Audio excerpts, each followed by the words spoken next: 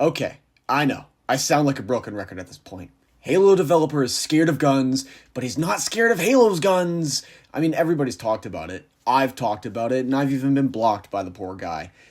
And I was just doing a video showcasing Infinite's attention to detail when it comes to the UNSC Armory, when it really just kind of dawned on me.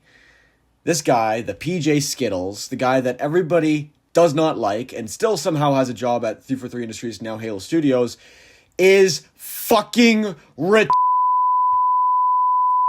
343 Industries added 4 new weapons to Halo Infinite on the UNSC faction side. The Sidekick, Commando, and Bulldog. Plus, later the Avenger, however that was Halo Studios. But 2 of these weapons were weapon redesigns, and 1 was a fully blown new weapon. And the latter was only ever seen in the books, and it's funny because the one that existed during Bungie's era, the Avenger, is the least realistic. The Sidekick, also known as the Space Glock, is because it was literally designed to look more like a Glock, looks more realistic than the Magnum that it replaced. That's right, the Magnum from Halo 5, the Magnum from Halo 3, the Magnum from Halo Reach. The Space Glock, or the Sidekick, is more realistic than any of those pistol designs. Which is weird.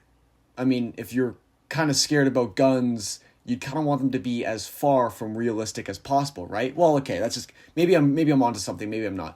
Let's talk about the Commando. It isn't bullpup. It's using more of a modern tactical style that no other gun in Halo has, other than like the S7 and the fucking Bulldog. Which, in fact, the Commando was designed after a weapon Bungie designed that they'd also scrapped because it looked too modern and not futuristic enough. Interesting, okay. Well, what about the Bulldog? The Bulldog looks more realistic than the fully automatic shotgun that it's designed after, the AA-12. The Bulldog looks more realistic than the M90 shotgun from Halo CE and the Halo 5 shotgun it replaced. I believe that's the M45. So how can you be a developer at a shooter game studio and state that you aren't comfortable with working around guns, but Halos are disconnected enough so that it's okay for you to work here when half the guns look like they could be modern weapons, and the DMR exists? The DMR is like the most realistic modern weapon Halo's ever had. Move the magazine in front of the trigger and the foregrip into a barrel, and you literally have an M4.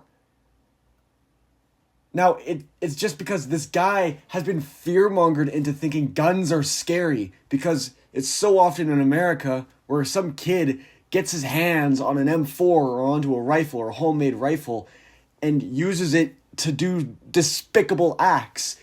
And these people, they're fearmongered into thinking these guns are scary, right? It's only the ones that are used currently in society today, such as the M4 and Glock. Which, by the way, shouldn't be a problem if you already work in an industry that's actively studying weapons and their functions to ensure the game is as accurate as possible. Especially regarding that the way that your Spartan holds a pistol is almost more accurate than its competitor, Call of Duty, which is a game designed around realism. Now, unfortunately for us Halo fans, the PJ Skittles still works at Halo Studios, and I don't think he's ever going to get fired. Good thing is, though, he doesn't work a job directly around firearms. He only works like a managerial position where he's like overlooking certain groups of people. But if he was working directly with the Guns and Guns models, you would know because they'd all be named some dumb shit like the Bandit. Because you can't call a gun a designated marksman rifle because you're scared of rifles. Fuck my life. I hope you guys love Halo, because I do too. Please like and subscribe if you want to hear more rants. And I'll see you all in the next one. Peace.